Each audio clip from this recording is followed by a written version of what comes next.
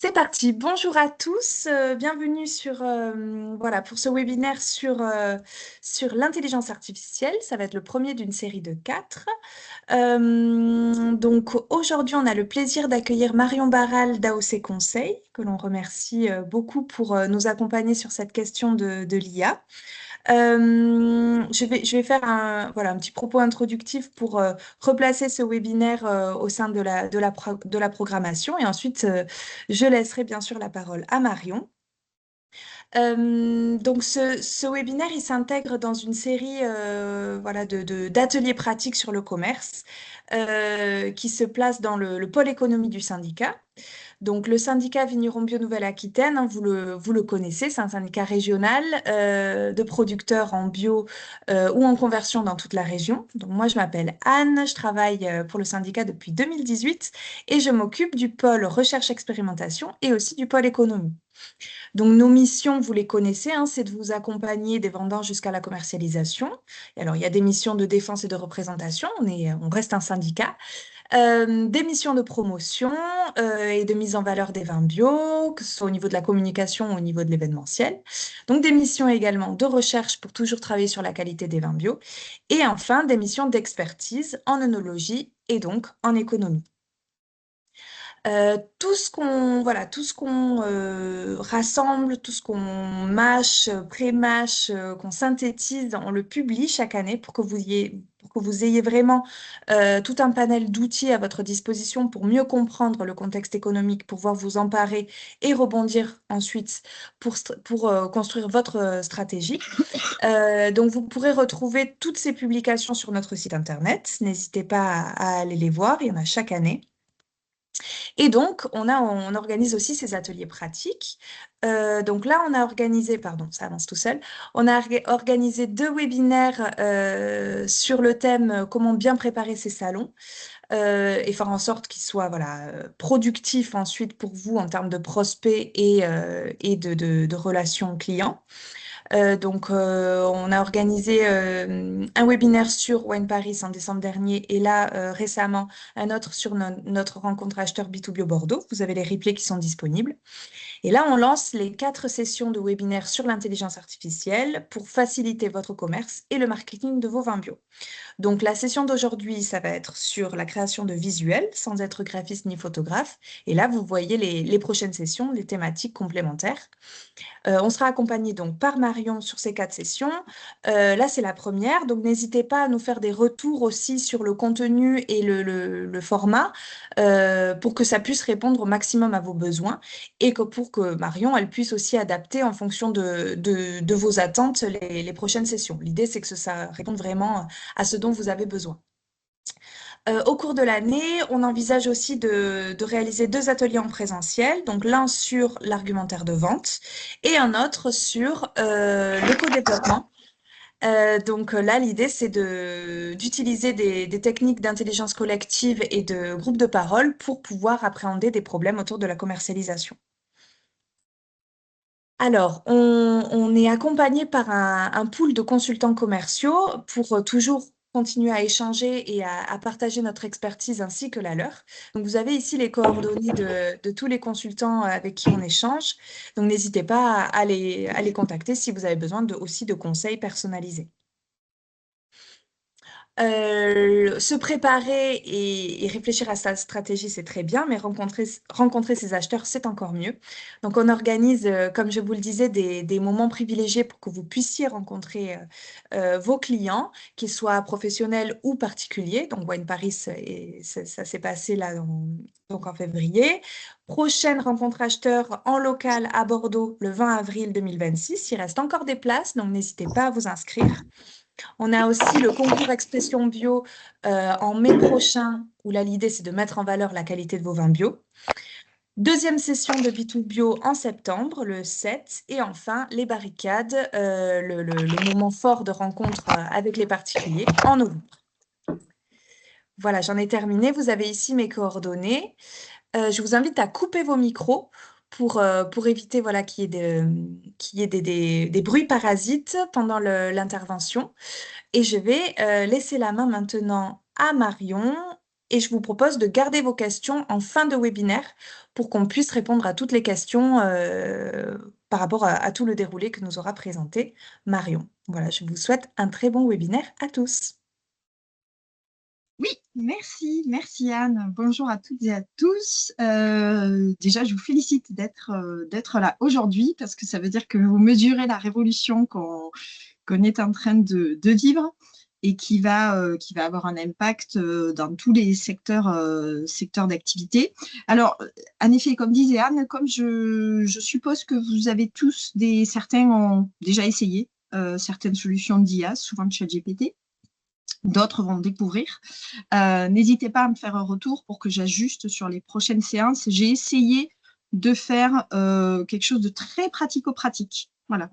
Mais n'hésitez pas à me faire vos retours. Vous aurez le support où les outils que j'ai utilisés seront bien mentionnés. Vous aurez ce qu'on appelle les prompts, les indications qu'on donne à une IA, prête à copier-coller, etc. Mais voilà, le but, c'est que à la fin de cette séance, vous ayez au moins une chose que vous sachiez reproduire, utiliser dès demain. Voilà, donc quelque chose de très opérationnel. N'hésitez pas aussi dans le chat à dire si je vais trop vite, parce que je vais basculer d'un onglet à un autre, etc., parce que je vais utiliser différents outils d'IA. Donc, n'hésitez pas à alerter Anne en disant « Oh là là, ça va trop vite à l'écran, il faudrait que Marion ralentisse. » Voilà. Pas de souci, je me Donc, ferai le relais.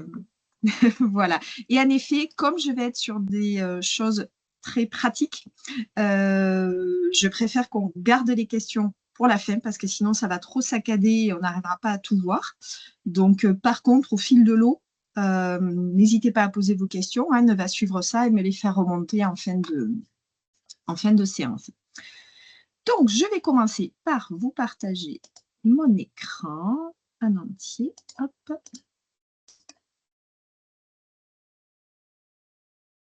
Déjà, est-ce que vous voyez bien mon écran? Oui, c'est parfait.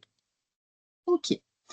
Donc, il y a énormément d'usages de l'IA, mais l'un de ceux que je trouve vraiment super utile dans vos métiers, ça va être le côté visuel, parce qu'on sait qu'on a tous eu du mal à un moment à avoir des beaux packshots de bouteilles pour sa fiche technique, et voilà, on a l'agent qui a besoin pour demain de belles fiches techniques et de belles photos, ben, on n'a pas le temps d'appeler un photographe, etc.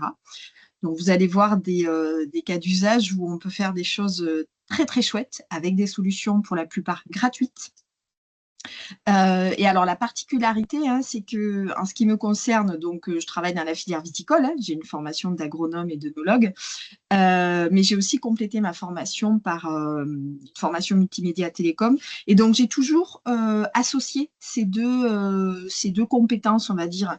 Et donc, là, l'IA que je vais vous présenter et les solutions vont être vraiment adaptées au secteur viticole parce que ce sont celles que, suite à des contextes concrets que j'ai eus lorsque je travaillais avec un domaine, etc., c'est là que je me suis dit, ah, ça, on a une difficulté, et que j'ai essayé de voir si l'IA pouvait nous apporter des solutions ou pas. Et d'ailleurs, n'hésitez pas là aussi, ça me fait penser pour les prochaines séances, à dire s'il y a des choses spécifiques sur lesquelles vous vous posez la question. Est-ce que l'IA peut vous aider ou pas? Parce qu'éventuellement, on pourra les aborder sur cette séance ou les prochaines. Il y aura des fois où je dirais non. En tout cas, ça ne peut pas tout faire. Ou alors, il faut fragmenter par étapes. Par exemple, là, aujourd'hui, l'IA ne va pas vous faire une affiche comme ça, directe, toute belle, à votre charte graphique, etc. On peut y aller par étapes. Donc, moi, je passe rapidement, mais voilà, je suis originaire, comme vous l'entendez peut-être à mon accent, de l'Hérault, la Croix-Occitane. Mon nom de famille, ça vient de Barrique.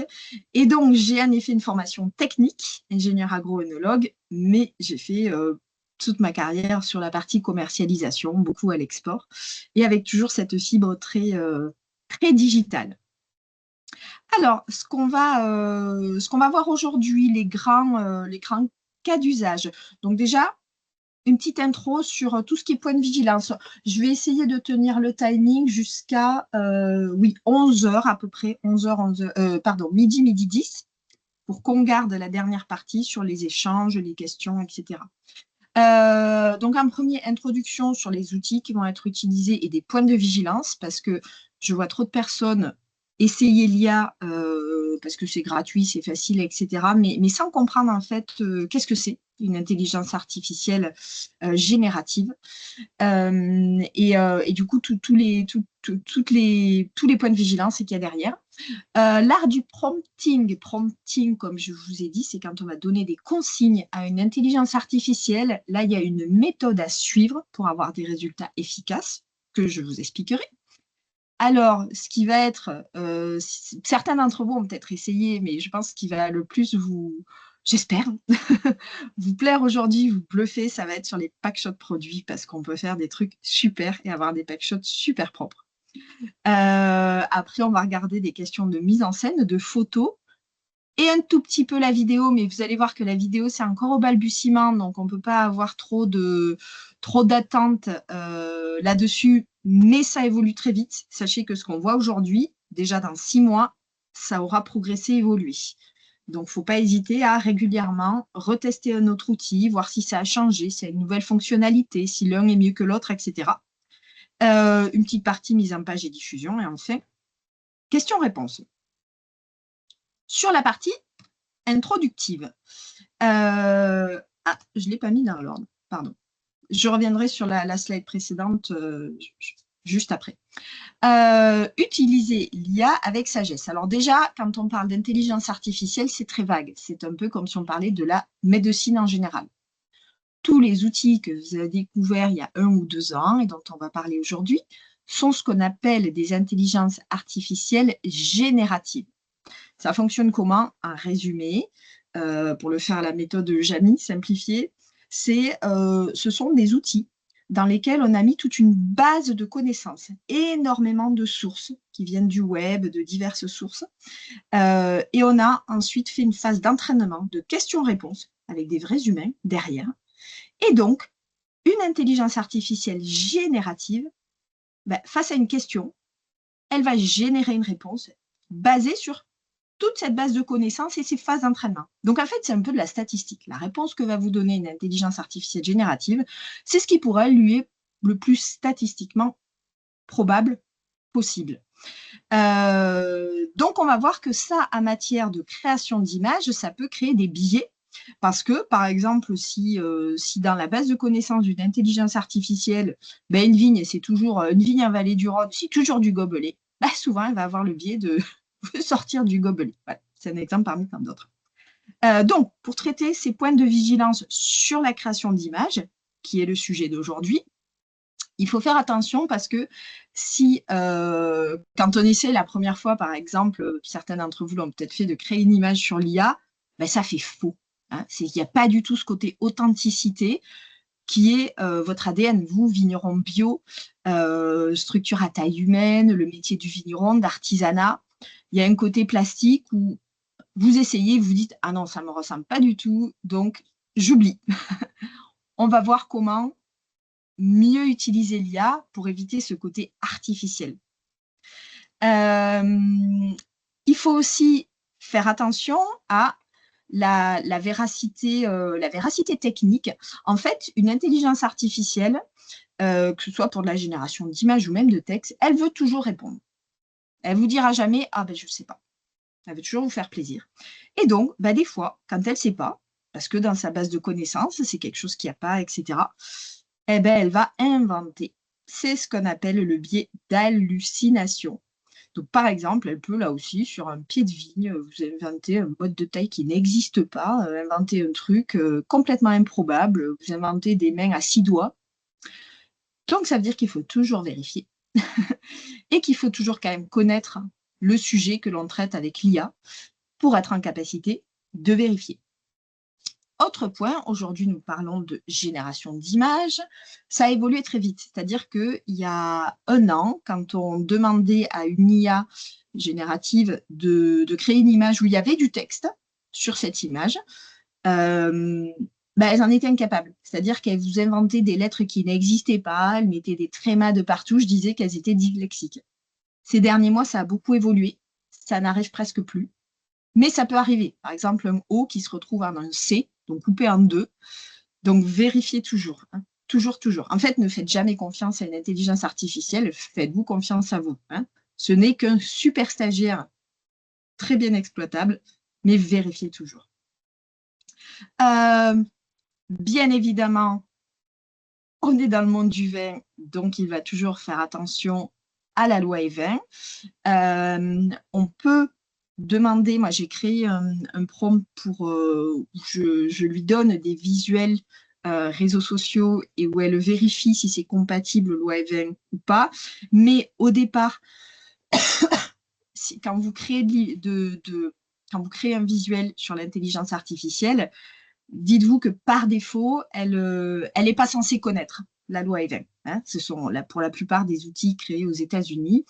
Et donc, soyez bien vigilants. Moi, je vous conseille de procéder en 2 étapes. Bien travailler le visuel ou les visuels que vous voulez créer. Et après, c'est peut-être un sujet qu'on pourra évoquer en fin de séance ou sur une autre séance, le passer dans une moulinette, une deuxième moulinette IA, deuxième étape. Est-ce que ce visuel est compatible GoEven ou pas? Si oui, ok. Sinon, qu'est-ce que je dois modifier? D'accord? Mais sachez que de toute façon, sur les supports digitaux ou papier, vous êtes soumis au cadre de la loi E20, même si on sait que cette loi est très contraignante. Quid de la propriété intellectuelle? Vous créez des visuels. Vous savez bien que quand vous prenez des photos que vous utilisez, prenez des photos sur Internet et que vous utilisez sur les réseaux sociaux, en théorie, vous n'avez pas le droit si vous n'avez pas l'autorisation de l'auteur. Donc, il faut aller chercher dans des banques d'images avec des banques d'images qu'on appelle libres de droit, où les auteurs ont dit « je suis d'accord de mettre à disposition » ou créez vous-même les images. À ce jour, une image créée 100% par une intelligence artificielle n'est pas protégée par le droit d'auteur. Donc, en fait, elle appartient au domaine public. Alors, ce qui est bien, c'est que du coup, vous n'avez pas de problème. Vous pouvez l'utiliser comme vous le souhaitez. Pour le moment, il n'est pas obligatoire de mentionner que le visuel a été généré par l'intelligence artificielle, parce que vous verrez que certains rendus sont très réalistes hein, sur les cas d'usage que je vais vous montrer. Je pense que ça viendra rapidement, que ce sera obligatoire. Vous avez déjà sur les réseaux sociaux, vous pouvez le mentionner. On vous propose un bouton sur Facebook, par exemple. Mais pour le moment, ce n'est pas obligatoire. Voilà. Donc là, c'est libre à vous de voir par rapport à votre politique de communication.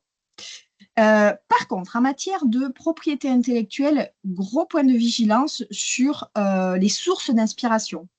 Parce que vous pourriez demander à une IA, vous avez certainement vu passer sur Facebook, Instagram, etc., des images type Studio Gilby, qui est un studio très réputé au Japon. Vous vous doutez bien que les personnes de ce studio qui ont créé une patte, quelque chose de très identitaire, ne soient pas très contents quand, de petits coups de prompt, on puisse faire des visuels qui ressemblent à des aquarelles qui sont faites avec des heures de travail. Donc, moi, je vous conseille d'éviter de demander des créations d'images dans le style à la manière de trop vous inspirer d'un créateur, tout simplement par respect de la création artistique. Pour le moment, il y a aussi un flou juridique hein, là-dessus. Ça va assez rapidement se normaliser, mais voilà, c'est une question d'éthique. Alors, pensez que si vous avez... Il y a aussi un problème en matière de droit à l'image. Vous allez voir dans les cas d'usage que je vous ai montré, par exemple, moi j'aime bien faire des bannières pour les salons où on met en plus de numéro de stand, etc., la personne qui va être, ou les personnes qui vont être présentes sur le salon, ça humanise, ça incarne. Sachez que vous ne pouvez pas vous amuser, fort heureusement, à utiliser l'image de n'importe qui et la faire modifier par l'IA. Alors, apprendre avec des pincettes, ça dépend de quelles IA on utilise. Vous allez voir que sur les cas d'usage que j'ai fait, celle de Google vous dit non. Moi, là, vous me demandez d'utiliser une photo d'une personne réelle. Je peux pas. C'est la seule fois, justement, où là, pour le coup, ça contredit ce que j'ai dit tout à l'heure, c'est le seul cas où l'IA dit « je ne peux pas faire ». D'accord. Vous avez des IA que je n'utiliserai pas aujourd'hui, par exemple, celle d'Elon Musk, Grok, où vous pouvez faire tout ce que vous voulez. Certaines IA asiatiques aussi, avec tous les risques que l'on peut s'imaginer. Mais sachez que voilà, dès qu'on va chercher à utiliser l'image d'une personne existante, souvent les IA sont verrouillées, tant mieux. Après, on peut créer des personnes du coup un peu fictives quoi, hein, pour illustrer des visuels. Voilà, c'est ce que je vous ai mis là, des personnages 100% fictifs ou, oh, pardon, tu allais trop vite, où on va dire voilà, je veux que ce soit une personne qui ressemble à ça, etc., etc. Et là, vous n'êtes pas embêté par des questions de droit à l'image. Le détail, j'en ai déjà un peu parlé. Hein, c'est ces IA qui étaient comme IA génératrice d'images, qui étaient complètement dyslexiques il y a quelques mois. Aujourd'hui, ça arrive de moins en moins, mais il faut toujours vérifier, hein, zoomer par exemple sur une étiquette, etc. Parce que c'est tout à fait capable de vous sortir des caractères comme ça, qui n'existent pas du tout. Et les mains. Alors, je ne sais pas si certaines d'entre vous ont fait des cours de dessin. En ce qui me concerne, c'est le cas. On sait que les mains, c'est l'élément du corps le plus difficile à dessiner. Eh ben, ça se voit parce qu'une IA, souvent, elle va faire des mains à 6 doigts ou à 3 doigts. Donc, il faut vérifier. Ou alors des doigts tordus, etc. Sachez qu'il y a maintenant des technologies de marquage. Hein, par exemple, l'IA qui crée des images de Google, elle s'appelle Nano Banana. C'est une banane. Pourquoi, je ne sais pas, mais bon.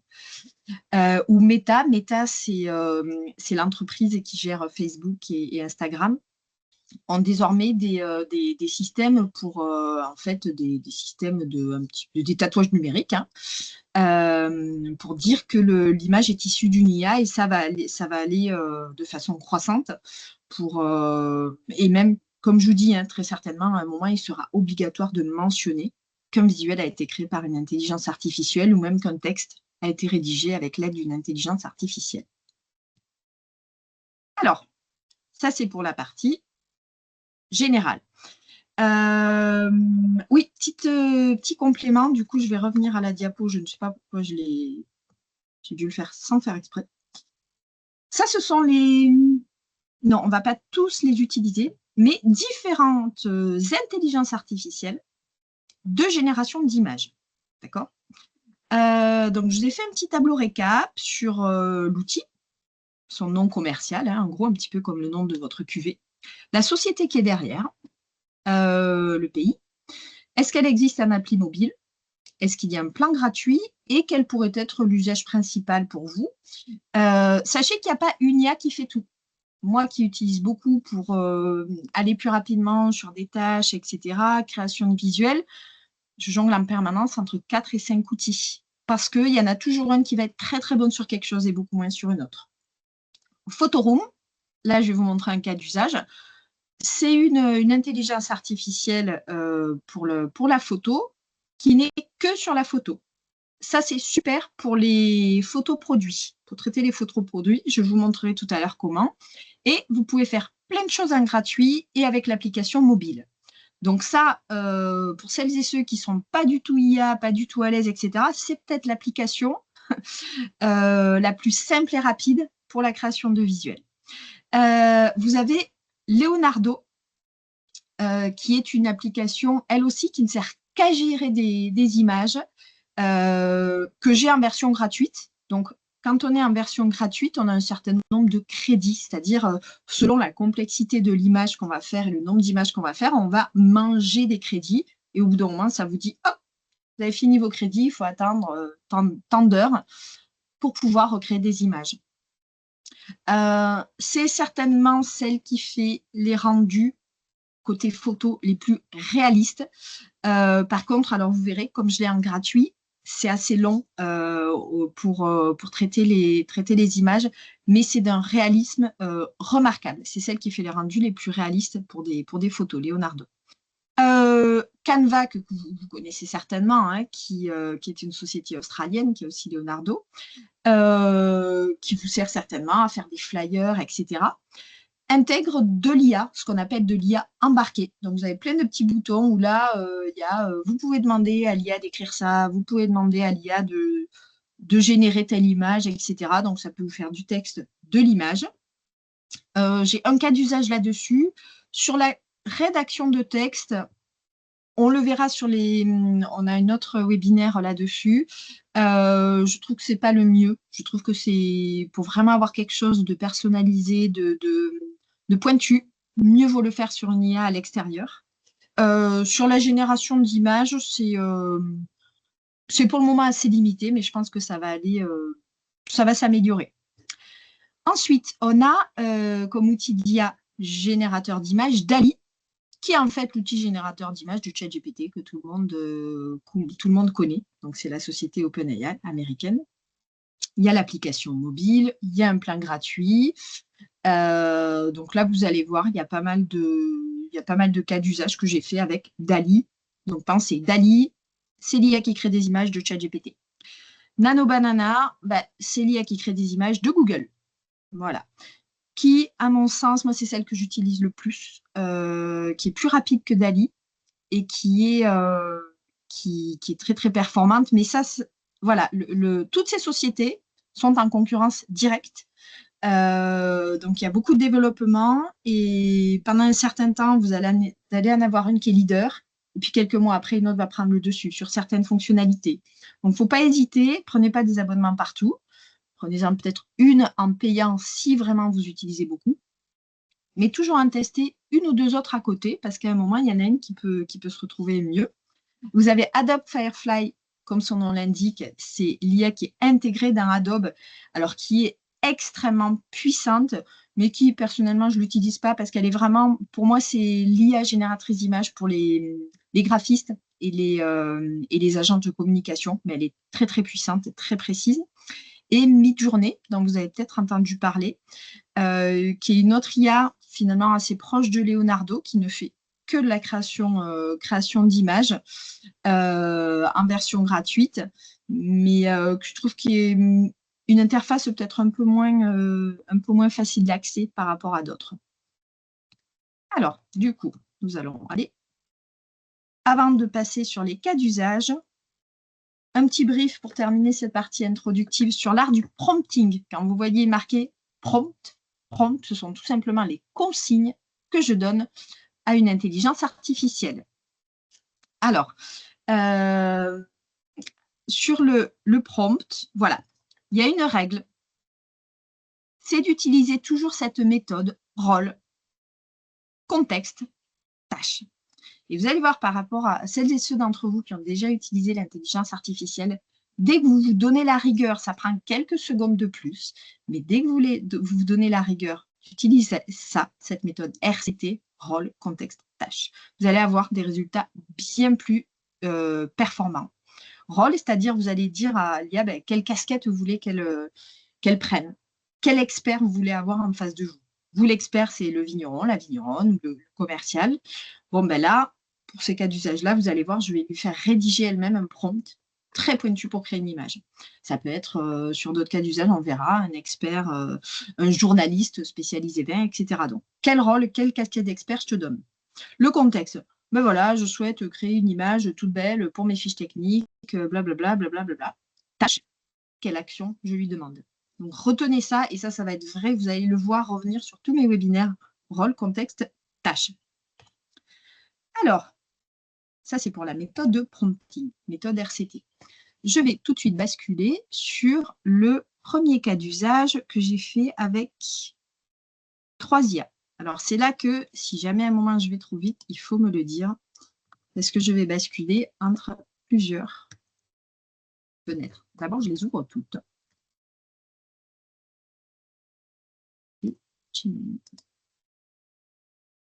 Gemini, c'est l'IA de Google. Hein. Chacune, elles ont un nom. Voilà. Alors, je pourrais, quand je veux créer une image, sur ces 3 onglets que j'ai ouverts, elles savent toutes créer des images quand je leur donne un texte. Je pourrais faire quelque chose de très basique. Mettre comme prompt, comme indication, une bouteille de vin rouge bio posée sur un vieux muret en pierre. Et je vais le faire, vous allez voir.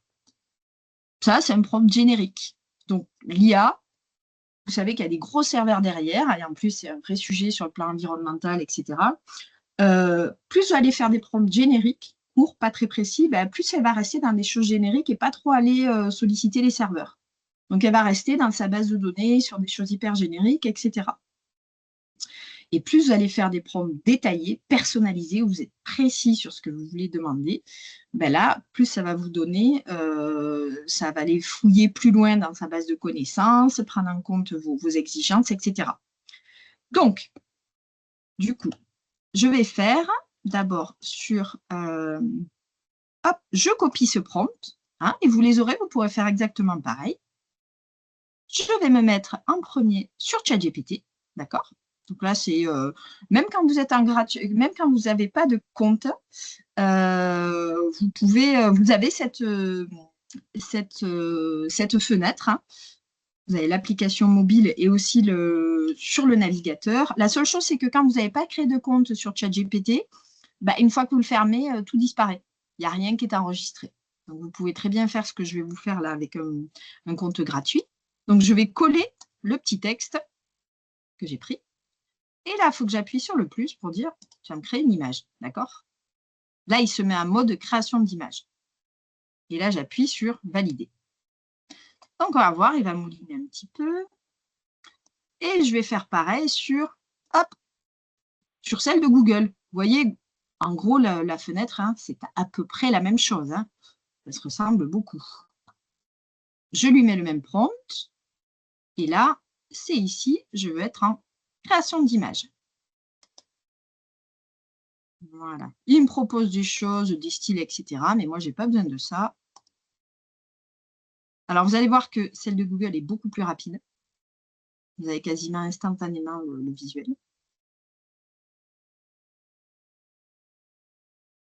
C'est plus mention. Voilà ce qu'il m'a fait. Bon, c'est pas mal, mais je trouve que ça fait très IA. Là, clairement, personne ne pourrait croire que c'est une photo qui a été faite, qui a été prise par vous. Alors, ben, je dis qu'il était rapide, mais là, j'ai celle de Nano Banana, Domaine des Alpilles en Côte-du-Rhône. Alors, les Alpilles, c'est pas un Côte-du-Rhône. Déjà, on voit qu'il nous a dit une bêtise. Mais c'est pas grave. Il y a un peu plus de réalisme, moi, je trouve. Mais bon.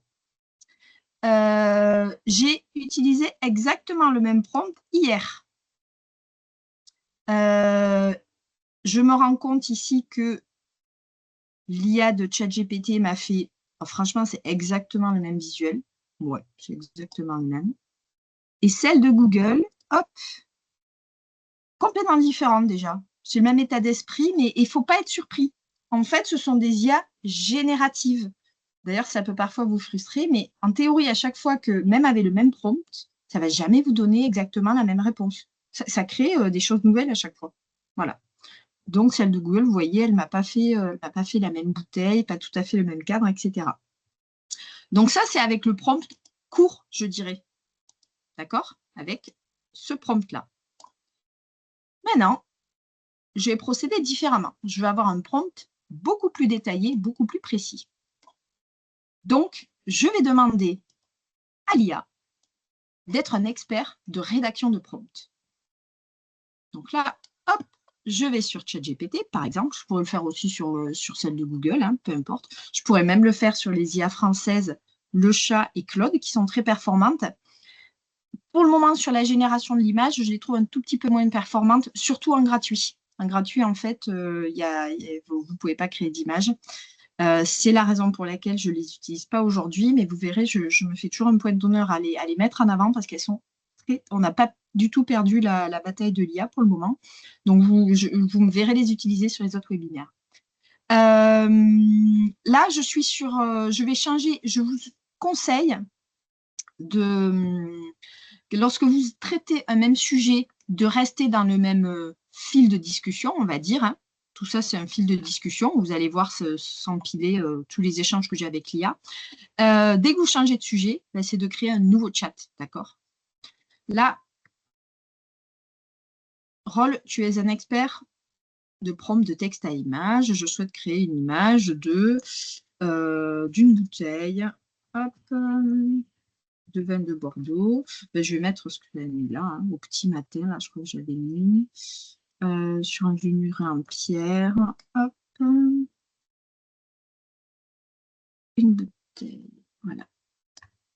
Je vais me voir sur un mur en pierre au petit matin en région bordelaise. Voilà. Appellation entre les livres. Voilà.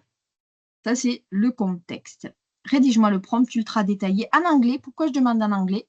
Parce que sur la génération d'images, pour le moment, c'est plus performant le rendu lorsque le prompt est en anglais. Et on va voir, là, je lui demande de me rédiger un prompt. Et vous allez voir, il va me faire un prompt beaucoup plus long.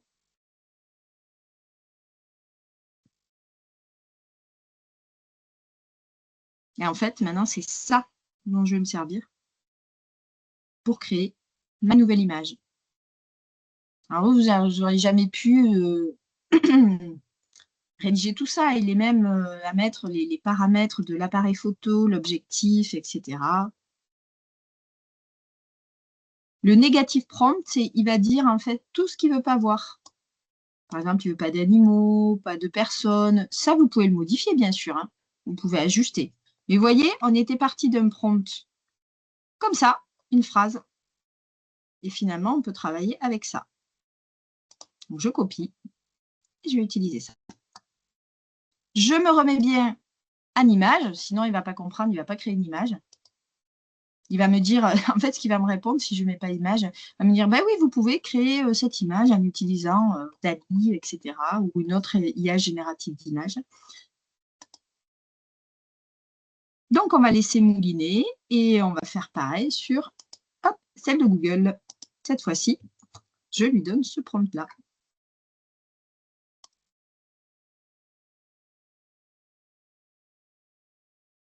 C'est un peu accéléré parce que il y a 2-3 mois, c'était quand même beaucoup plus lent sur ChatGPT.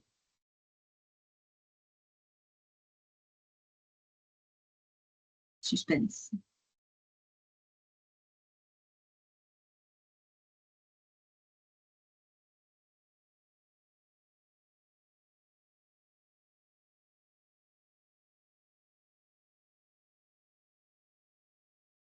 C'est ce que j'avais constaté hier, c'est que DALL-E, il fait des choses très proches finalement entre le prompt court et le prompt détaillé. Alors, si, là, il a mis un petit peu de rosé.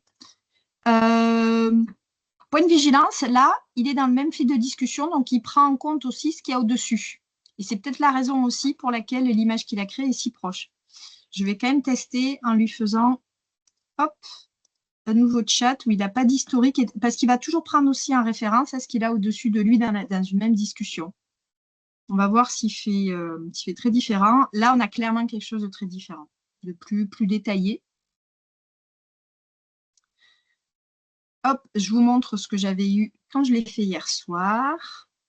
Vous voyez, finalement, sur le prompt simple, sur l'IA de ChatGPT, là, et sur le prompt détaillé, j'avais quand même quelque chose de plus précis, des petites fleurs, des petites gouttelettes, etc. En tout cas, ça fait clairement moins IA. Même sur là, on voit que le détourage, la mise en avant premier plan, elle est très abrupte. Donc, ça fait très artificiel. Là, ça fait un peu plus naturel. Et sur Nano Banana, là, c'est celle avec le prompt détaillé. On avait quelque chose quand même de très qualitatif. Alors, le fait que ce soit en vertical, en horizontal, ça, on le met dans le prompt, on peut le modifier sans problème. Hein. C'est ce qu'on veut. Et ça, c'est celle que j'ai fait sur Leonardo. Je ne vais pas vous faire les démos. Leonardo, je vous montre, c'est juste que c'est long. Comme je suis en version non payante, c'est très performant, mais ça mouline pendant un bon moment. Mais je vous montre comment ça se présente. Hop, voilà. Ici, vous mettez le prompt. Vous pouvez éventuellement mettre des images en référence. Et ça vous crée, mais ça vous donne un bon moment. Vous pouvez demander un ratio différent d'images. Je vous conseille, le reste est très pointu, je vous conseille de ne pas aller trop dans le détail du modèle de génération d'images qu'il va utiliser, etc. Voilà, ça, c'est pour le cas d'usage numéro 1, mais le cas ultra simple. C'est presque plus pour vous montrer comment ça fonctionne, en fait, une génération d'images. Là où ça devient intéressant, c'est les packshots produits, parce que vous avez toutes et tous, comme moi, galéré plein de fois n'ayant pas de beaux packshots produits. Et ceux qu'on fait au téléphone, ils sont moches. Même avec le dernier iPhone, etc. Non, c'est toujours moche.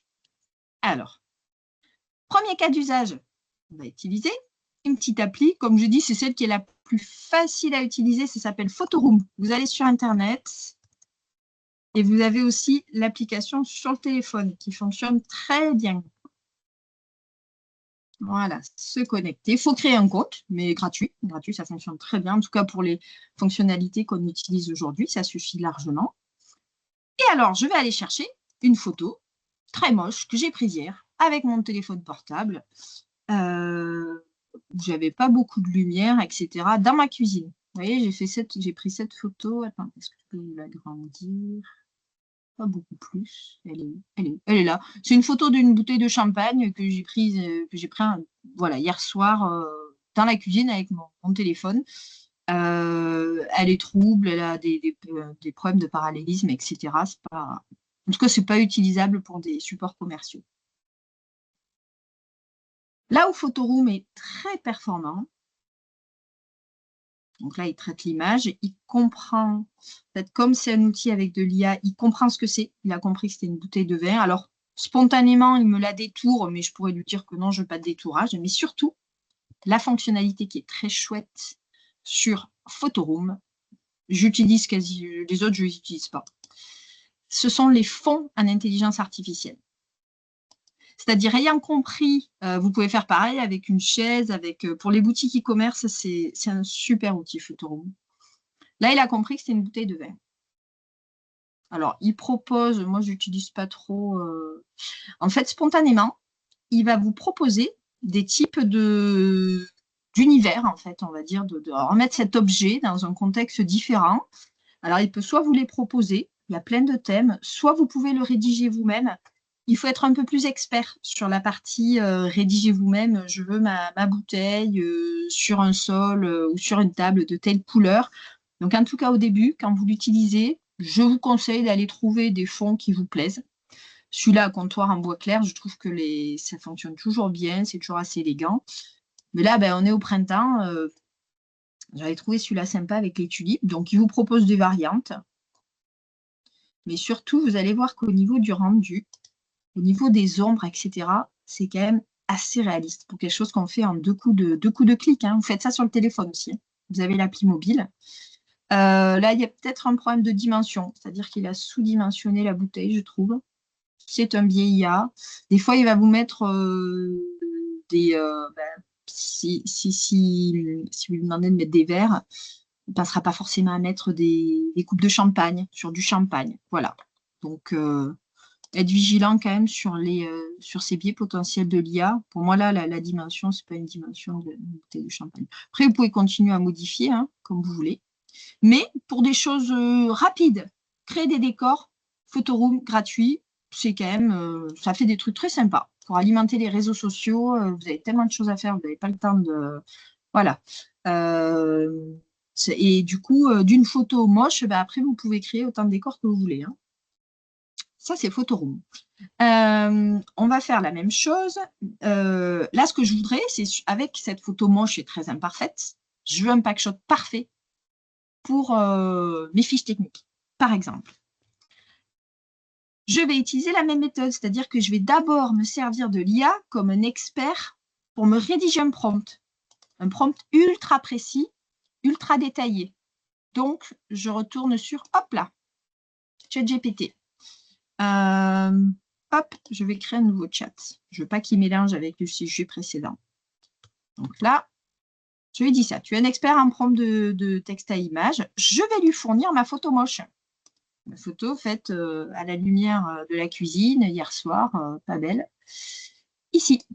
Voilà. Et je je lui parle. Voilà, moi j'ai une bouteille, elle est prise au téléphone, je ne suis pas contente, elle n'est pas droite, etc. Et moi j'ai besoin d'une photo parfaite pour mon site internet. Je veux un fond neutre, que ça soit détouré, etc. Très pro. Ben, je veux que tu me rédiges le prompt en anglais pour créer cette. Donc là, hop. Il va réfléchir, comprendre, hop. Et là, il va rédiger un prompt super long, là aussi. Il n'aurait jamais été capable de rédiger un prompt aussi long. Il a bien lu tout ce qu'il y avait sur l'étiquette, etc. Il faut revérifier parce que des fois, là-dessus, Alors, les IA sont très douées, entre guillemets, pour lire ce qu'il y a sur des images. C'est assez bluffant, hein. Petit aparté, si vous avez des notes écrites et que vous écrivez pas trop mal tout ça, pour vous les transcrire ou vous les analyser, c'est très performant. Là où il faut être vigilant, c'est lorsque, à partir d'un texte, ça recrée ce texte à l'image, où je vous dis, ça peut faire des caractères un peu bizarres. Là, on a un prompt très long, on est content. D'ailleurs, on peut lui dire hop, qu'il a bien répondu. Ça, c'est juste, ça l'aide à l'entraîner, hein. Il s'habitue à vous quand vous mettez le plus ou le moins, mais ce n'est pas une obligation. OK, bah du coup, hop, on va lui recoller ce prompt. Là.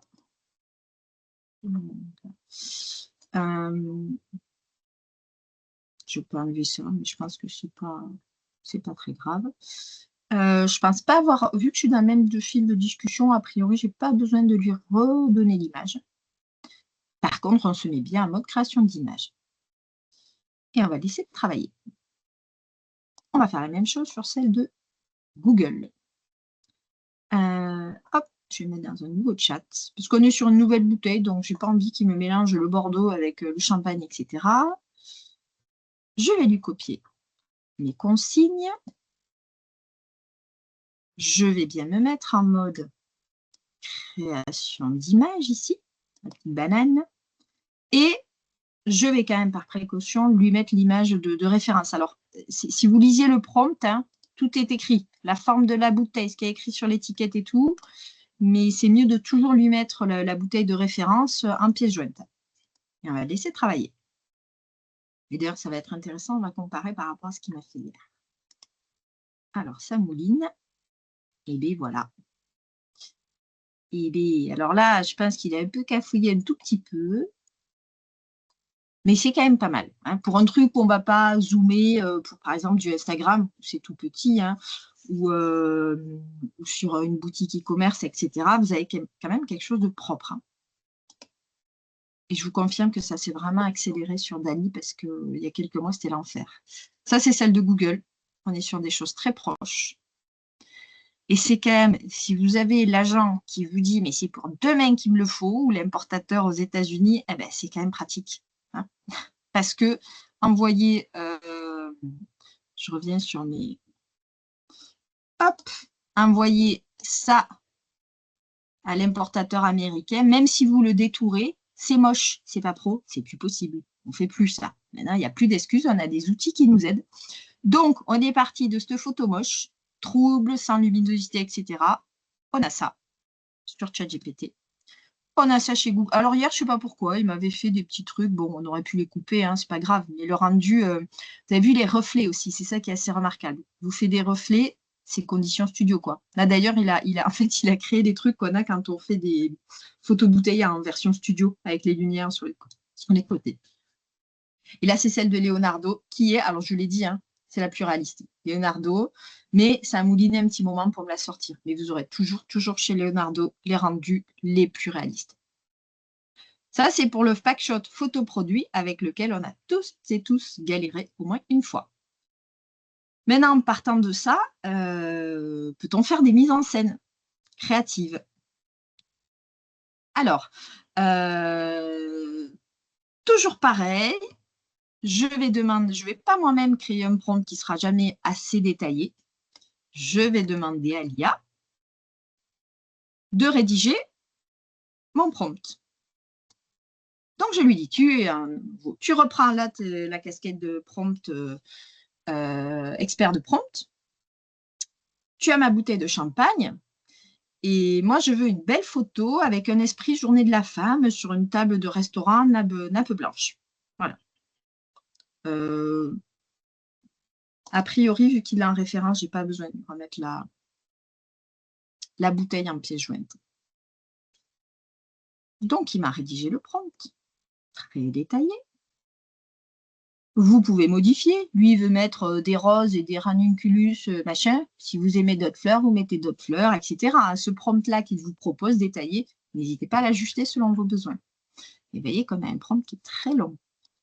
Hop, allez, on y va. On colle le prompt et on le remet en mode génération d'images. Et on va faire pareil sur Google. Tac.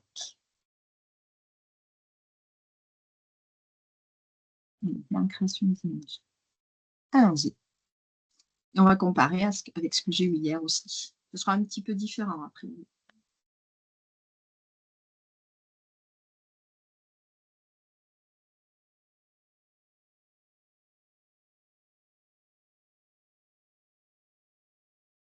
Ah, là, il s'est pas mis en... Si. Ah, il a cafouillé, il s'est pas mis en mode création d'image. Ah, mais... Ou alors c'est moi qui n'ai pas...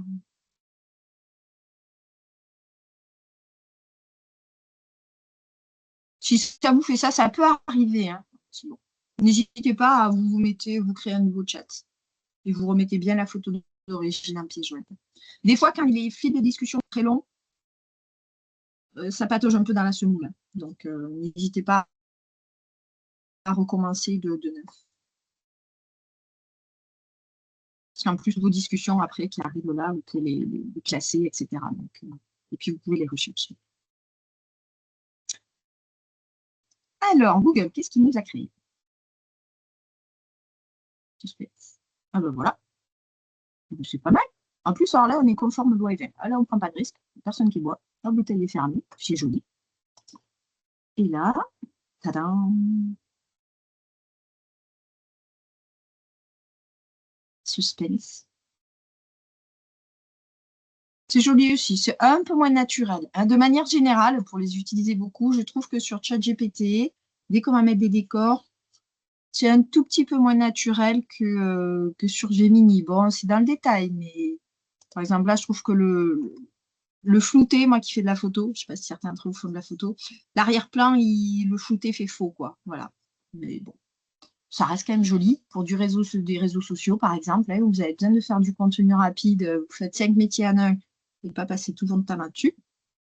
Ça peut servir à alimenter des choses. Et alors, par rapport à ce que j'ai eu moi hier soir, du coup, c'est assez proche. Vous voyez, ça ne sera jamais exactement pareil. On est à chaque fois sur la génération d'images. Donc, sur ChatGPT, Dali, j'ai eu ça. C'était d'ailleurs un tout petit peu plus réaliste, je trouve. Et sur Google, j'ai eu ça. Et je l'avais fait sur Leonardo. Alors, Leonardo, c'est très fin, quoi. C'est très, très, très réaliste. OK. Cas d'usage, il y en a plein des cas d'usage. Hein. Donc, moi, franchement, je vous présente aujourd'hui certaines que j'ai utilisées beaucoup ces derniers mois avec des vignerons, vigneronnes. Je vais sur un salon. Alors, c'est bien, sur Wine Paris, s'il vous propose de créer votre bannière, bah, c'est toutes les mêmes. Hein. C'est à part le numéro du stand qui est toutes les mêmes. Donc, on va essayer d'incarner, de mettre quelque chose de un peu plus, faire quelque chose d'un peu plus personnel, d'un peu humaniser ça. Bah, donc, pareil, hop, je vais demander à l'IA déjà de faire un beau prompt. Je démarre un nouveau chat là, parce que je change complètement de sujet. Donc, je démarre une nouvelle discussion. Je vais lui dire que c'est un expert de nouveau de prompt texte à image. Qu'est-ce que je lui demande? Je vais lui fournir la photo d'une personne, ben moi par exemple. Je vais lui fournir ma bannière que j'ai fait sur le site de Web Paris, où il y a mon numéro de stand, etc. Et je lui dis, en fait, moi avec ça, je veux que tu me crées, et aussi mon logo. Oui. Le logo de ma société. Voilà. Et je lui dis, bah, moi, je veux un joli truc sympa que je vais pouvoir envoyer. Donc, je veux du format vertical parce que c'est un truc que je veux envoyer par WhatsApp et par SMS à mes clients la veille du salon pour leur rappeler les dates et numéros de mon stand, etc. Le visuel, il doit contenir la personne, le logo de mon entreprise, mon numéro de stand, etc. Et il doit reprendre quand même les codes couleurs de la bannière de départ, hein, et le Wine Paris, etc. Donc là, j'ai besoin de 3 images à lui donner. Hein, 3 images. Donc, je vais aller chercher, du coup, hop, la bannière Wine Paris. Est-ce que je l'avais mis? C'est celle-là. Ça, c'est la bannière Wine Paris de base. Voilà. Hop, je vais aller chercher le logo de mon entreprise, qui doit être ici, si c'est bien rangé dans les logos. Voilà. Hop. Et je vais lui donner une photo de moi. Les photos. photos qui sont ici.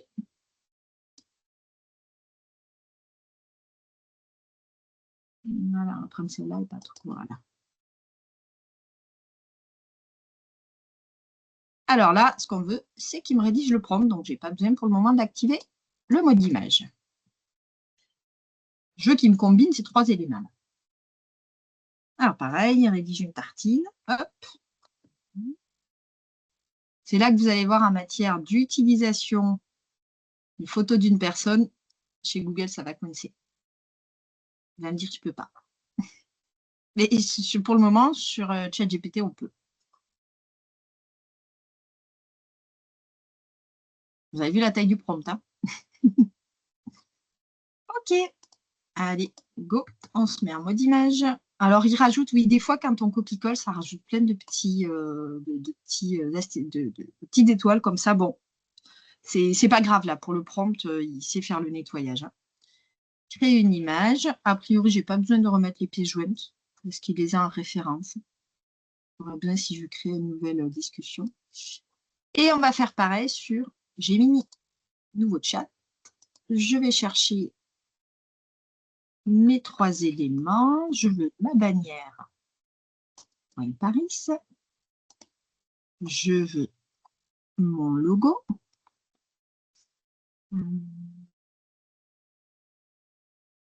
Ici.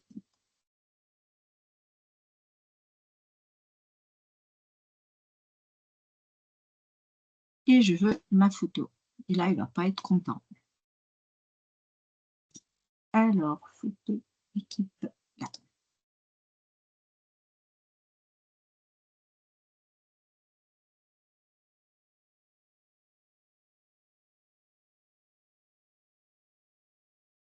Je me mets bien en génération d'images.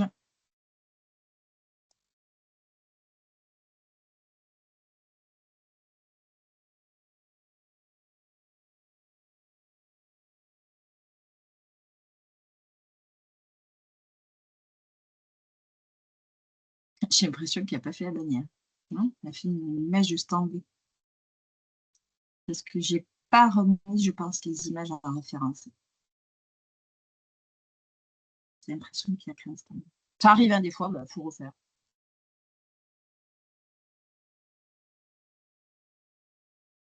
Non. Alors, voilà. Bon, ça ne sera jamais parfaitement vous, mais je trouve que ça ressemble vraiment beaucoup, quoi. Et c'est quand même un peu plus sympa. Alors oui, il a changé les couleurs du logo. Bon, des fois. Mais en tout cas, il n'a pas été dyslexique. Déjà pas mal. Voilà.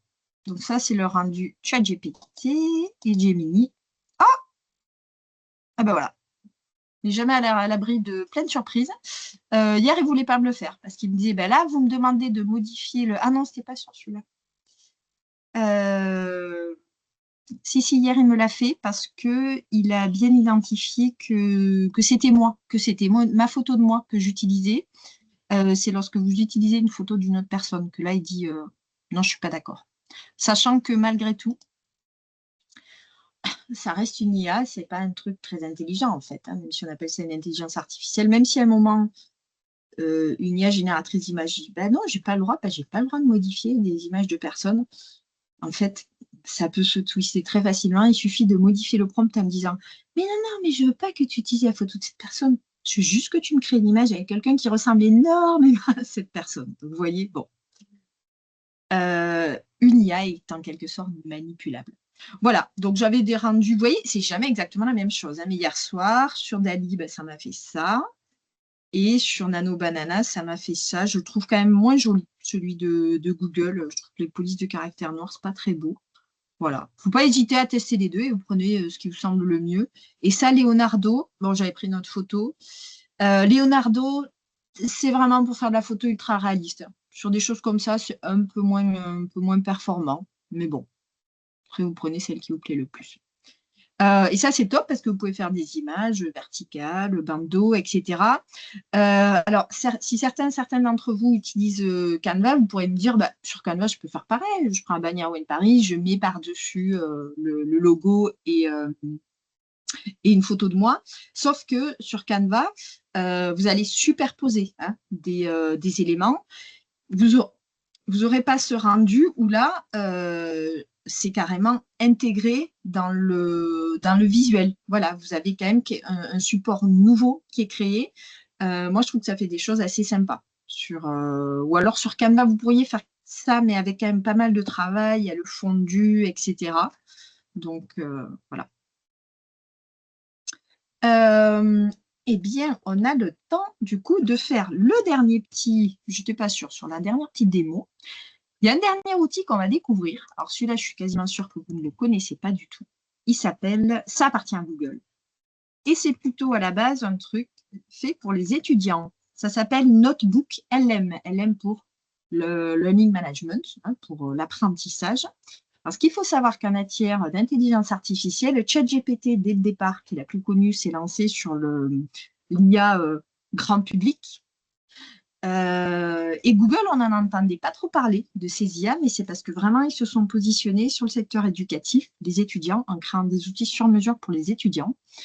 Et d'ailleurs, ces derniers temps, même donc ça, c'est Google, hein, Gemini, avec son petit nano banana pour créer des images, ça, c'est Google aussi. Mais même son Gemini, qui est un peu l'équivalent de ChatGPT, depuis quelques mois, est en train de prendre le dessus. Je l'utilise personnellement plus maintenant que ChatGPT pour travailler, etc. Je trouve qu'il est très, très performant. Alors, Notebook LM, en gros, c'est quoi? C'est un truc pour les étudiants où ils peuvent faire des dossiers en mettant plein de sources. Pour réviser un sujet, ils peuvent mettre des vidéos, des photos d'un bouquin avec des schémas assez complexes, des PDF, plein de choses. Ça prend plus de 30 sources. Et ça va analyser tout ça et ça va vous proposer de vous créer des petits podcasts pour réviser, des petites vidéos, des infographies, c'est absolument bluffant, hein, les choses que ça vous donne. Vous voyez, moi, je m'en suis servi là sur mes cours pour les réseaux de distribution, etc. Et en fait, on peut s'en servir, c'est pas l'intérêt principal au départ, mais on peut s'en servir à des fins marketing pour créer des infographies, justement. Je vous montre un exemple. J'ai voulu créer pour une vigneronne pour Wine Paris, pour qu'elle ait sur tablette des supports sympas. Elle avait des photos, des vidéos. Et alors là, j'avais pas beaucoup de sources à lui donner, mais là, on peut donner plein de choses, hein. Vous pouvez mettre des brochures, etc., des extraits de pages Internet. Ça, c'est toutes les choses que peut vous créer Notebook LM. Peut vous créer le petit podcast, une petite vidéo, des quiz de révision, etc. J'ai dit, tu vas me créer une infographie. Alors, la toute première qu'il a créée sans trop le paramétrer, donc il a lu tout ce que j'ai donné, il m'a créé ça. Alors, le château des Bormettes, il ne ressemble pas à ça, hein. Il m'a créé un château, bien, avec des petits visuels, et il a tout compris, hein, que là, il y avait les Chartreux, là, il y avait voilà, truc, la Côte d'Azur, la famille, etc. Et après, je l'ai reprompté, je lui ai dit, bon, par contre, voilà, moi, tu n'as pas du tout respecté la charte graphique, voilà, ils utilisent plutôt des couleurs comme ça, plutôt des polices sans empattement, etc. Il m'en a fait une deuxième, alors du coup, c'est moins créatif visuellement, parce qu'il n'a mis que 2 couleurs, etc., mais il m'a fait ça, qui est un visuel voilà, sur le plan marketing et commercial, il vous crée tout seul, hein. Vous balancez, comme j'ai dit, vos brochures, etc. Il va lire, comprendre. Le niveau de compréhension sur Notebook LM, je trouve que c'est le plus performant. Ça peut être même en photo, hein. Vous prenez en photo votre brochure, etc. Des photos du caveau, peu importe.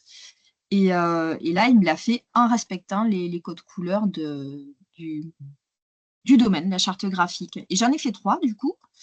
Celui-là, c'était sur l'histoire. Ensuite, on a fait sur la partie vignoble et production. Ça, c'était la première mouture, sans lui donner d'éléments sur la charte graphique, juste en lui balançant tous les documents liés à la production, nombre de bouteilles, etc.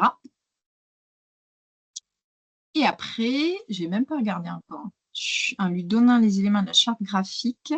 Ah ben oui, voilà, il nous l'a fait, mais avec des couleurs plus adaptées, etc. Ça, moi, je suis très fan des infographies pour le marketing. À faire soi-même, c'est 7-8 heures de travail. Voilà. Sur le plan pédagogique, tout ça, marketing, c'est super l'infographie parce qu'on sait que les gens n'aiment pas lire un truc comme ça, ils vont le lire.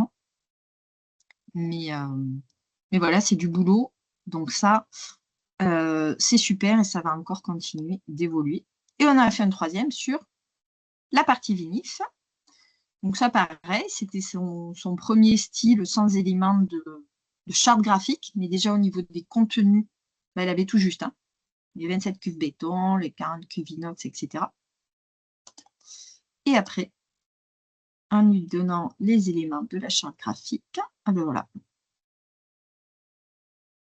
il a repris les mêmes choses, mais avec des couleurs adaptées. Alors bon, il n'a pas réussi à reprendre exactement le logo, mais ça, c'est pas grave. Pour celles et ceux d'entre vous qui utilisent Canva, vous remettez le bon logo par-dessus.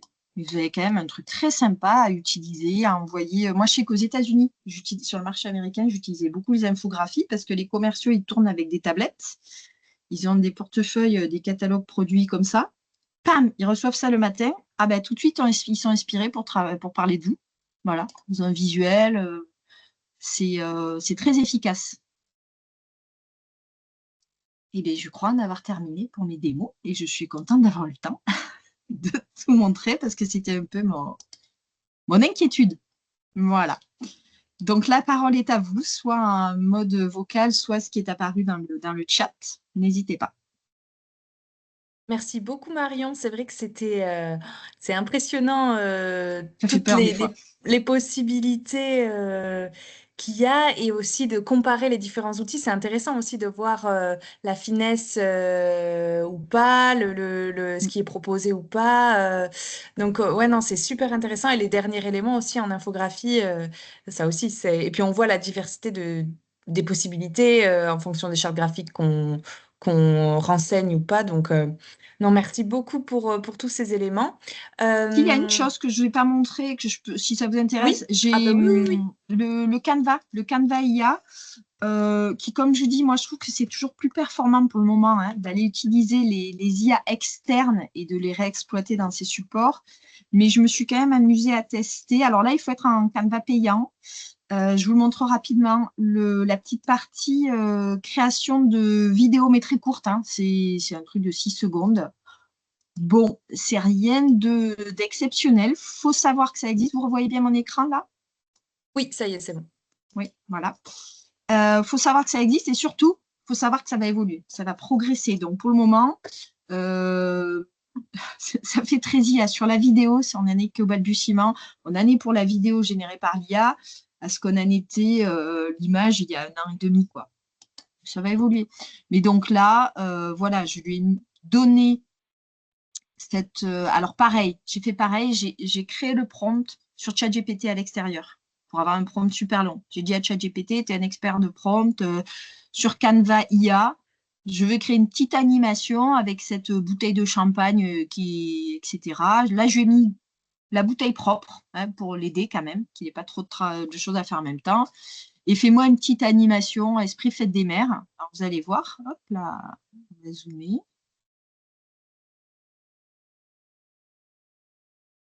Bon, c'est mignon. Après, clairement, là, ça fait IA.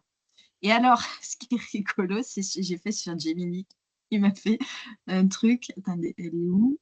Ah oui, vous allez voir. Ça, c'est les biais de l'IA. Je dis, avant, ça faisait ça aussi sur les photos. J'ai mis le même prompt. J'ai dit, du coup, ce prompt long, tu me fais un truc un peu sympa, esprit fête des mères. Vous allez voir. Pardon. Vous allez voir. Il n'a pas compris. Il a cru que c'était un bib, en fait. Donc voilà. La vidéo, c'est pas encore tout à fait prêt. Voilà. Super, merci beaucoup Marion. Alors, si vous avez des questions, n'hésitez pas, il nous reste une vingtaine de minutes pour répondre à vos questions. Vous pouvez les poser via le chat ou prendre la parole en activant votre micro. Alors moi, pour commencer, j'en ai une première question. Donc donc là les accès sont gratuits. Quand du coup on donne des informations ou qu'on envoie des photos, par exemple les photos de nous, comment c'est utilisé ensuite par l'IA, je veux dire en termes donc de protection de la donnée. Est-ce que à partir du moment où on envoie une photo dans la machine, elle peut du coup le réutiliser pour d'autres utilisateurs ou ça fait partie de son panel de possibilités ou est-ce que ça reste dans notre fil à nous, dans notre chat à nous, enfin dans notre discussion à nous et ça sort pas de ça ou non. Alors, Une fois qu'on l'a envoyé, on l'a oui, envoyé la quoi. confidentialité, c'est un sujet essentiel que d'habitude, oui, c'est vrai, j'aurais pu le mettre. Je m'en sers plus quand on parle de traitement de données parce qu'il y a un vigneron l'autre jour qui m'a dit, ah, j'ai mis mes bilans dans ChatGPT pour qu'il me dise qu'est-ce qu'il faut que je fasse dans les 3 ans à venir. Je dis, ah, ben, bravo. Moi, les miens, je les mets pas. Euh, alors, il y a 2 choses à savoir. En fait, les choses qu'on met dans une IA, elles vont pas ressortir comme ça. Elle va pas ressortir à quelqu'un votre photo en disant ben ça, voilà, ça c'est la photo de la vigneronne, machin truc, etc. Ça sert pour la base d'apprentissage. Par exemple, voilà, votre photo quand vous êtes en train de tailler, ben, ça va servir, par exemple, à ChatGPT à se dire ben, à Bordeaux, quand ils taillent, bah, apparemment il fait froid, ils mettent plutôt un manteau comme ça, plutôt de telle couleur, et les vignes elles sont plutôt de telle couleur, il va apprendre. Il ne va pas ressortir l'élément en tant que tel. Vous pouvez lui dire, je ne veux pas que tu apprennes sur tout ce que je te donne. Moi, en l'occurrence, c'est le cas. Mais ça, c'est que quand vous êtes en payant. ChatGPT, j'ai dit, moi, tout ce que je te donne, tu n'apprends rien dessus. Donc, ça ne ressortira pas d'une façon ou d'une autre, parce qu'il y a quand même un cas d'école. C'était il y a plus de 2 ans déjà, hein, mais où il y avait eu un comité de direction, je crois que c'était pour Samsung, et il y avait 2 collaborateurs qui avaient pris des notes, mais comme on fait tous des notes un peu mélangées en bazar, et pour ça, l'IA est super performante pour retraiter, remettre en ordre et faire le compte-rendu. Sauf que c'était un codir où il y avait des éléments d'innovation stratégique, de projets à venir.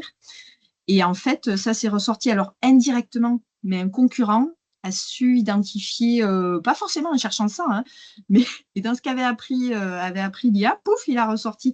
Bah, par exemple, il y a des entreprises qui peuvent potentiellement réfléchir à tel projet, mais ça ressortira jamais en brut. Il va apprendre.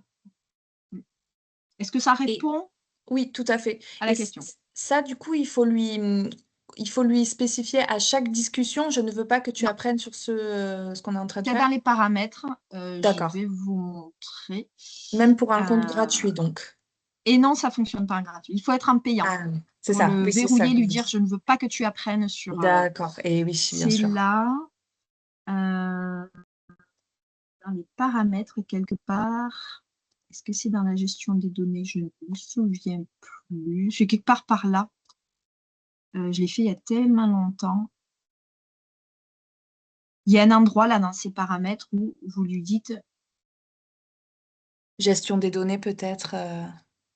ouais, je ne le trouvais plus. Sécurité. Mais là, typiquement, hein, dans un truc comme ça, vous faites une impression d'écran, vous demandez à ChatGPT. ChatGPT, je veux paramétrer le truc, aide-moi, je trouve plus où c'est. Ouais. Dès que vous ne savez pas faire un truc, n'hésitez pas à demander à un truc pratico-pratique, hein, pas sur un sujet de réflexion. Mm. Euh, pour moi, c'est quelque part par là. Ah, voilà, mais c'est ça. Améliorer le modèle pour tous. C'est ça, en fait. Ah oui, d'accord. Moi, j'ai dit désactiver. C'est ça la base d'apprentissage. J'ai dit, je veux pas que tu apprennes Mm. sur ce que je Très te bien. donne. Parfait. Alors, est-ce qu'il y a des questions? Allez-y, c'est le moment. Il reste un quart d'heure. Mais large. Oui. Puis vous êtes nombreux en plus. Nombreux, Oui. nombreuses. Moi, Il n'y a Marion, rien qui est juste venu une. dans le chat. Oui, Ah, Pardon, bonjour Julia. Moi, je m'en suis servi un petit peu. Je suis assez bluffée de vos résultats parce qu'à chaque fois, moi, il me change des trucs dans mon étiquette de façon systématique ou les visuels de personnes. Vous arrivez à chaque fois, mais je me suis pas servi de votre première étape de prompting. À chaque fois, vous arrivez à ne pas avoir de modification avec votre technique. Vous dites de temps en temps, vous avez quand même des ratés sur les de textes. moins en moins. Parce que les modèles D'accord? évoluent à une vitesse. Mais la réponse, vous l'avez. C'est parce que vous n'avez pas fait la méthode de prompting qu'il faut en 2 étapes. D'abord, oui. c'est un expert de Ouais, prompt ouais. il Mm. va vous pondre un truc comme ça. Et vous allez voir, il y aura des fois quand même, hein, toujours, il y aura toujours de temps en temps des loupés, mais dans 8 cas sur 10, vous serez assez contente du rendu. Donc testez-le dès ce soir. Le but, c'est que dès ce soir, vous ayez un seul truc concret déjà que vous puissiez mettre en place. Bah, super. Ouais, non, mais je vais le tester parce que là, justement, je galérais vraiment et j'avais beau après lui Ah, puis c'est redire. l'enfer, parce que vous perdez un Et temps ça fou. revenait à chaque fois. Je lui disais quoi corriger, mais il le corrigeait pas. C'est ça qui m'étonnait, c'est qu'à chaque fois, il me remettait la même image, même en lui disant. Et il ne faut pas Que- hésiter aussi dans ces cas-là, quand il tourne en boucle ou en bourrique, refaire un fil de discussion où il repart à zéro. Parce qu'il a tendance, D'accord. en effet, à faire référence au truc du dessus et à y revenir. Ok. Et tiens, comme j'ai pas mal de questions aussi, sur des choses ultra réalistes, par exemple des choses plus dessinées, par exemple une photo de château, des choses comme ça, vous utiliseriez quoi en fait? Plus graphique? Euh, donc, vous voulez utiliser une photo de château et faire un style crayonné, par exemple. Oui, par exemple des dessins, changer des... Voilà, exactement. Plus une application graphique pure, finalement, de dessin ou de changer de traité d'image. Vous utiliseriez plutôt quelle IA pour ce genre de choses? On part bien d'une photo, hein, d'une vraie photo. Ouais, par exemple, on part d'une Oui, photo ou d'un dessin, peut-être oui. existant, mais on voudrait un traité Euh, graphique différent. alors, le plus performant sera Leonardo. C'est un rendu graphiste. Leonardo, c'est assez bluffant. Il vous propose plein de styles, etc. Sinon, un deuxième derrière, en effet, je trouve que celle de Google, Nano Banana, est vraiment bien. Donc pareil, vous testez les deux, mais vous regardez celui qui vous donne le rendu qui vous convient le plus. Et déjà en mode gratuit, vous dites que c'est déjà assez sophistiqué. Leonardo, il va mouliner un moment, mais il va faire des belles choses, vraiment. Super. C'est d'une finesse de trait assez bluffante. Ouais. Ok, génial. Ouais, merci, hein, je vais tester De très rien. vite. Merci beaucoup. Question suivante. Oui, Marion, oui, j'avais Oui, une bonjour. question. N'hésitez pas à vous Bonjour présenter Virginie. quand vous prenez la Oui, parole. pardon, Virginie Cicéron-Dangers, du château de Cassana dans le Médoc. C'est moi qui mettais en fait dans le chat. J'ai eu du mal à avoir suivre la présentation. C'est un détail, mais peut-être que c'est important quand c'est à distance, c'est que j'avais un tel décalage qu'en fait je ne voyais pas du tout vos diapos en même temps que Oh votre zut! discours. Donc non, c'est pas vous, c'est ma liaison. J'étais un peu décalée comme si j'étais sur la Lune alors que je suis dans le Médoc. Donc je regarde aussi le replay. Mais je profite juste d'avoir cette question, ce temps pour vous demander, je cherchais en fait à faire une correction toute simple sur des photos de personnes par rapport à l'ombre vous savez, les ombres des lunettes, par exemple, sur les visages, enfin ce genre de détails que généralement les photographes retouchent pour améliorer une photo. J'ai essayé tout simplement sur ChatGPT en demandant juste corrige les ombres, etc. Et en fait, j'ai eu aucun résultat. Enfin, c'était pas du tout probant. Voilà. Comment est-ce que vous y prendriez? Merci. Méthode en 2 étapes. C'est exactement celle que j'ai faite pour reprendre un pack shot de bouteille. Vous allez lui fournir la photo, lui dire Roll, tu es un expert de prompt texte à image. Contexte, ben, j'ai ma photo là, exactement ce que vous voulez me dire. Venez me dire, j'ai ma photo là, il y a du reflet, c'est machin, c'est pas beau, etc. Moi, je veux un truc tip top, comme ça, comme ça. Tâche, rédige-moi le prompt ultra détaillé en anglais pour pouvoir créer cette image sur mon outil de création d'image. Donc, il va vous rédiger un prompt comme ça. Et là, vous allez utiliser ce prompt. Donc, vraiment, vous faites en 2 étapes.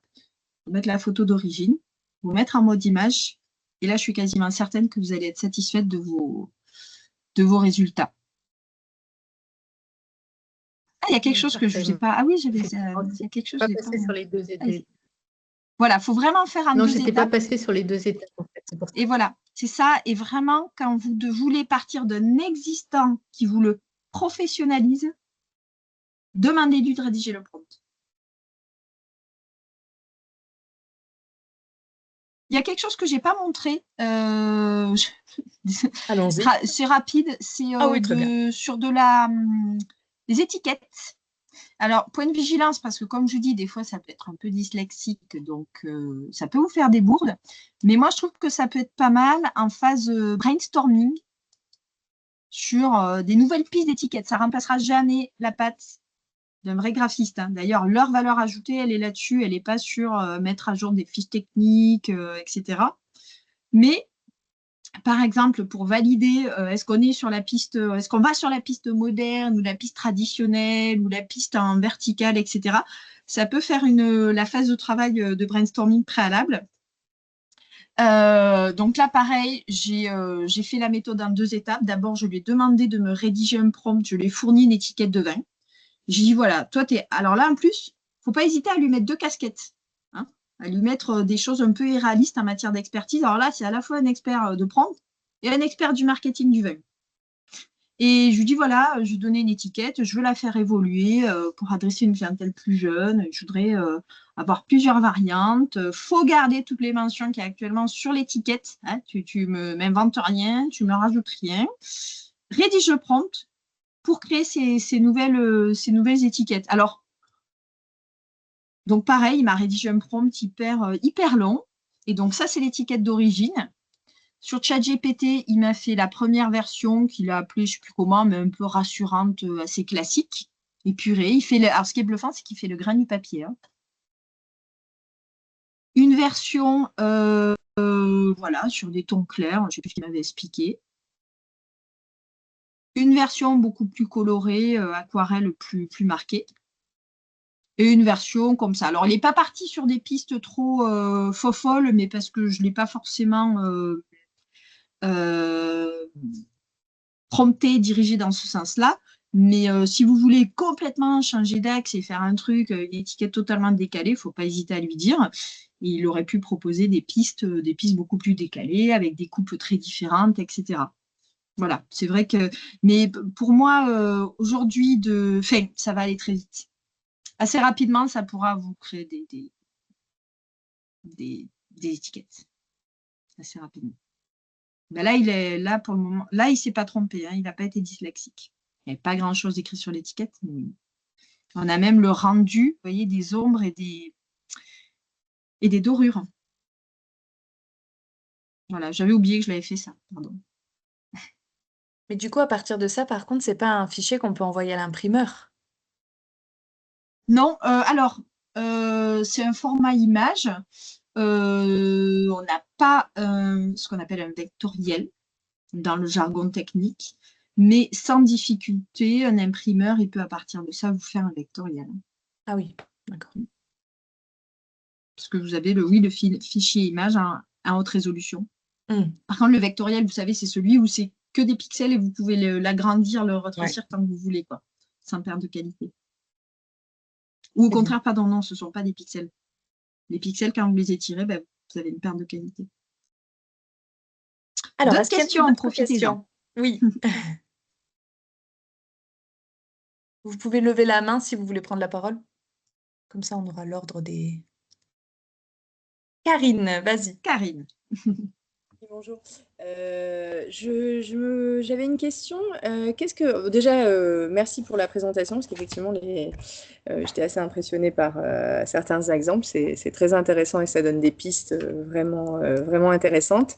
J'avais une question pratique. Qu'est-ce que vous utiliseriez comme outil pour dessiner une carte de parcelle un peu plus, à partir d'un plan de parcelle qu'on a tous, une carte un peu sympa, style aquarelle ou dessinée, pour pouvoir présenter aux clients et montrer les différents types de sols et les différents types de parcelles. Oui, vous savez que c'est rigolo, vous me disiez ça, j'ai failli faire ce cas d'usage-là. Je me suis dit qu'on allait manquer de temps parce que c'est un cas très courant, on a besoin. Quand on parle de vin, on a besoin de parler d'un lieu et de situer avec des parcelles, des cartes, etc. Et ça, on en manque toujours dans les supports marketing. Donc, il faudrait utiliser la même méthode. Vous prenez votre parcellaire, même s'il est très moche, là, votre truc du CVI avec des couleurs moches et tout ça. Vous le lui fournissez dans ChatGPT, le chat, celle que vous voulez, hein, pour la première rédaction de prompt. Lui disant, tu es un expert prompt texte à image et en plus, voilà, expert prompt à image. Contexte, voilà, j'ai j'ai ma carte assez moche, c'est une vue aérienne, etc. Je veux faire pour ça, pour mes supports marketing, un joli style crayonné ou style aquarelle. Je veux faire apparaître tels éléments et pas tels éléments. Est-ce que je veux faire apparaître les routes, pas les routes, les reliefs, pas les reliefs, etc. Vous lui dites tout ça, vous lui parlez Oui. comme vous venez me parler. Tâche, rédige-moi le prompt, ultra détaillé en anglais, pour pouvoir l'utiliser dans ma génération d'images. Et après, moi, je vous conseillerais, pareil, Leonardo et Gemini. Vous comparez ce qui vous convient le mieux. Je pense que vous aurez des trucs pas mal. Mais il faut bien dans le prompt lui dire, voilà, ce que vous voulez recevoir. Parce que vous ne pourrez pas garder tous les éléments. Il y a beaucoup de choses sur une carte. Donc, lui dire, moi, c'est surtout ça que je veux qu'il ressorte. Tu ne les changes pas d'endroit, etc. T'inventes rien. Parce que les IA aiment bien rajouter des trucs inventés. Et je pense que ça peut donner des choses vraiment pas mal. Ok. N'hésitez pas à nous faire un retour si vous venez au prochain webinaire. Ok, merci beaucoup. Et puis, s'il manque quelques éléments, vous pouvez toujours remettre un petit coup de Canva après. Rajouter un petit... voilà. Ok. Merci beaucoup. Merci à vous. Petit aparté, vous savez, pour les infographies, j'ai voulu les remettre à la charte graphique. J'ai tout simplement fait une impression d'écran de la couverture de la brochure du domaine. Et j'ai dit à ChatGPT, écoute, là, voilà, donne-moi la charte graphique, les couleurs, les polices. Hein, donc, les trucs avec les codes des couleurs, tout ça, c'est ChatGPT qui me l'a donné. Hein. Donc, pareil, ça a été hyper rapide, du coup. Oui, c'est bon à savoir ça aussi. Si on n'a pas une charte graphique bien codifiée, Oui, voilà, ou quand vous avez des polices de caractère, finalement, vous ne savez pas lesquelles c'est, comment elles ouais. s'appellent. Oui, oui, oui. Les IA sont très douées pour reconnaître les polices de caractère. À vous dire, c'est telle police, et elle est aussi très proche de telle autre, qui sont libres de droit, etc. Ne perdez plus de temps à fouiller sur Internet. Voilà, il n'y a pas de valeur ajoutée là-dessus. Alors, est-ce qu'on a le temps pour une dernière question? Ça me donne, par rapport à cette question charte graphique, ça peut aussi vous faire, je ne sais pas si vous avez une photo, etc. Vous pouvez leur demander de vous créer des petites palettes de couleurs inspirées de cette photo ou pour faire, je ne sais pas si ça vous parle des mood boards, des choses comme ça. Voilà. En 2 prompts, vous avez des petits camaïeux de couleurs, etc. que vous pouvez utiliser sur vos supports marketing. Super. Il y a des félicitations aussi. Merci pour cette super méthodologie. Merci à vous. C'était super intéressant. J'ai hâte d'essayer. Pour info sur Gemini, je crois qu'on peut supprimer l'activité aussi. Il y a eu ce commentaire. D'accord. En gratuit, du coup? C'est pas précisé. Parce que je l'ai en payant aussi, Gemini. Oui, et en j'en suis mais gratuit. vraiment ravie ces derniers mois. C'est de loin celle que j'utilise le plus. Et mes étudiants sont ravis. Je leur fais découvrir notre LM. J'imagine. Parfait. Pardon, juste une dernière question. Vous disiez oui, que oui, c'était profitez-en. en haute def ou un truc technique. Vous disiez que c'était en haute définition. Déjà, ce qui vous sort comme visuel? Ah oui, Dès le j'ai début, plus il faut le le nombre de préciser. pixels. J'ai plus le nombre de pixels, mais oui, vous avez quelque chose quand même de très qualitatif. Hein. Et après, une agence, les imprimeurs, ils peuvent, dans la plupart des cas, ils vous la mettent en vectoriel. Hein. Ils savent le Il faire, ne faut ça. pas le préciser dans le prompt, la définition du visuel. Ah, il saura pas. Non, il ne saura pas vous. C'est un format de fichier différent. Il y a les points SVG et puis il y a aussi le point AI. Non, ça, il ne sait pas générer un fichier de ce type-là, vectoriel. Ouais, mais la Selon définition il y en a même certains qui font du JPEG, d'autres du PNG. Et ce n'est pas du vectoriel. D'accord, mais on peut donner, en tout cas, la définition est toujours assez bonne et il n'y a pas une indication à lui donner de densité de définition sans parler de format. Ok. Non. Non, par contre, c'est vrai que je pourrais regarder, vous rajouter une slide au niveau des exports du coup qu'il vous fait sur Leonardo, Gemini, ChatGPT, quelle taille de pixels il vous donne. Mais vous avez de quoi faire. Hein. D'accord. Et pardon Virginie, par rapport à, est-ce qu'en source d'inspiration, on peut par exemple je pensais au notebook LM. Est-ce qu'on peut, par exemple, poster une vidéo, un YouTube, et demander en fait une infographie à partir d'une vidéo C'est bluffant. qu'il trouve en fait les points saillants. Il comprend tout dans les vidéos. C'est là que c'est le plus bluffant, notre book LM. Moi, j'aime beaucoup les webinaires. Des fois, ou les conférences, j'ai pas le temps d'aller. Je mets les replays dans notre book. Ça me sert à faire des posts pour LinkedIn, etc. Enfin, ah oui, les vidéos dans notre book, c'est un niveau de précision de compréhension qui est impressionnant. Non, mais là, vous allez prendre une claque dans la figure quand vous allez l'essayer. Vraiment. Il va vous faire un tableau aussi avec des stats. Ouais. Vous lui balancez 40 sources sur, je l'ai fait, les réseaux de distribution cavistes. Il fait un tableau. Voilà. Toutes les données qu'il a récupérées de plein de choses.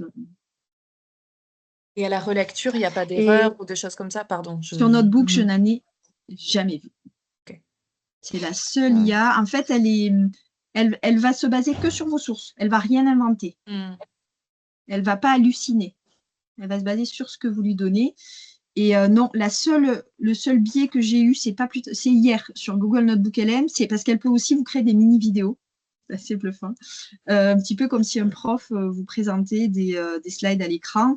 Et au lieu de lire, il y avait bien marqué 500 000 à l'écran et il avait dit 5 millions. Et c'est la seule fois, pourtant ça fait longtemps que j'utilise, où il y avait une erreur. Mais sur ce qui était écrit, il n'y avait pas d'erreur. Et est-ce qu'il y a par exemple, donc j'entends qu'on peut même envisager du séquençage, par exemple, de vidéos, ce genre de choses avec Notebook LM, n'est-ce pas? Découper la vidéo en tant que telle, il faut utiliser un outil vidéo, des petites applis comme InShot, enfin il y en a plein.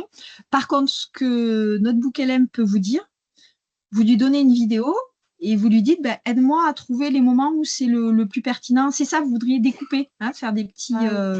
Oui, c'est ça. C'est ça, la découper en plusieurs contenus. Oui. Ça, Notebook LM, il peut tout à fait vous dire, oui, on regarde la vidéo, pour moi, c'est pertinent de couper à tant de secondes, et puis à tant de secondes, et puis à tant de secondes, etc. Génial. Ouais. Et un lien, est-ce que ça marche avec un lien YouTube également, en l'alimentant par un lien YouTube? Il prend tout. Excellent. Merci beaucoup. De rien. Parfait, merci beaucoup Marion. Bon, s'il n'y a plus de questions, je vous propose qu'on clôture le webinaire pour respecter le timing des uns et des autres. De toute façon, je vous enverrai donc la présentation, le lien vers le replay, et vous aurez aussi les coordonnées de Marion, si Marion est d'accord, bien sûr, si vous avez des questions supplémentaires. Voilà, si ça vous a plu, n'hésitez pas à me le communiquer et à vous inscrire aux sessions suivantes. Je vous renverrai aussi le lien pour vous y inscrire. Et s'il y a des propositions, si vous souhaitez une approche complémentaire, différente, enfin, si vous avez des besoins, n'hésitez pas aussi à me les communiquer pour que Marion puisse adapter les prochaines sessions afin de répondre à vos besoins. Mais je pense que le fait d'illustrer comme ça en cas pratique, c'est le plus parlant et le plus efficace, surtout qu'on voit comment on manipule les outils, donc ça permet de se projeter aussi dans sa propre utilisation. Donc en tout cas, moi, j'ai trouvé vraiment très, très intéressant. Donc merci beaucoup pour ce partage, Marion. Merci à toutes et à tous et j'espère que vous serez nombreux présents déjà aujourd'hui sur la prochaine session. Merci beaucoup et à très bientôt. Merci. Au revoir. Revoir. Anne, je vous renvoie je vais faire 2 petites modifs et je vous renvoie les slides. On fait comme ça. Merci beaucoup. À bientôt. Au revoir.